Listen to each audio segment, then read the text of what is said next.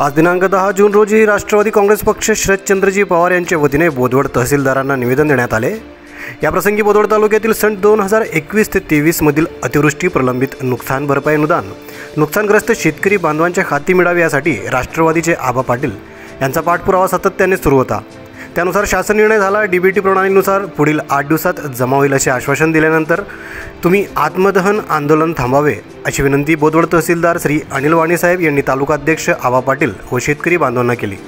यावेळी लवकरात लवकर शेतकऱ्यांना न्याय मिळावा असे निवेदन राष्ट्रवादी पक्षाच्या महिला प्रदेशाध्यक्षा ॲडव्होकेट रोहिणीताई खडसे यांच्या हस्ते देण्यात आले। तहसील कार्यालयामध्ये राष्ट्रवादी काँग्रेस पक्षाचे सगळे पदाधिकारी इथे उपस्थित आहेत। 2021 मध्ये जी अतिवृष्टी झालेली होती त्या अतिवृष्टीच्या सरकारकडून मोबदला येणं बाकी होता आणि त्या मोबदल्यासाठी आम्ही वारंवार आमच्या माध्यमातून प्रयत्न करत आलेलो आहे।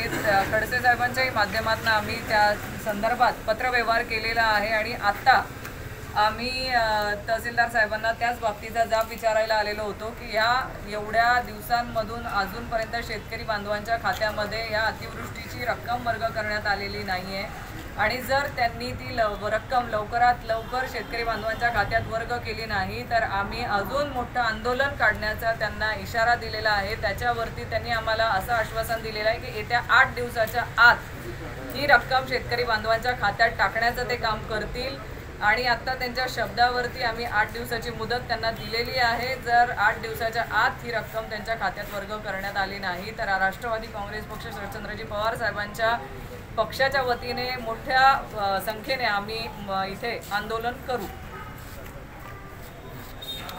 सातत्यानं 2021 पासून 6 ऑक्टोबर 2021 ची प्रलंबित नुकसान भरपाई यासाठी प्रयत्नशील होतो।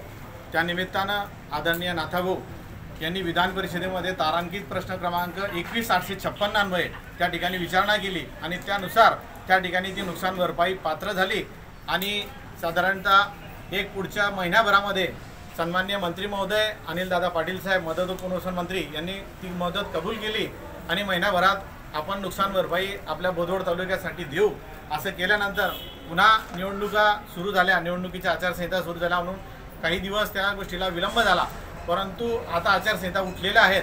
आपण शासन खाती जो आमचा पाठपुरावा होता राष्ट्रवादी काँग्रेस पक्षाच्या माध्यमातून आदरणीय ताई आदरणीय भैयासाहेब आणि आमच्या साऱ्या पक्षाच्या सर्व पदाधिकाऱ्यांनी हा पाठपुरावा केलेला आहे आणि त्याला यश मोठ्या प्रमाणात आल्यामुळे जवळपास आपल्या तालुक्यातलं साधारणतः 21 ते 23 पर्यंतचं 5 कोटी रुपयाचं अनुदान या तालुक्याला राष्ट्रवादी काँग्रेस पक्षाच्या शरदचंद्रजी पवार साहेबांच्या कार्यकर्त्यांच्या माध्यमातून मिळणार आहे। त्यामुळे मला जास्त आनंद होतोय।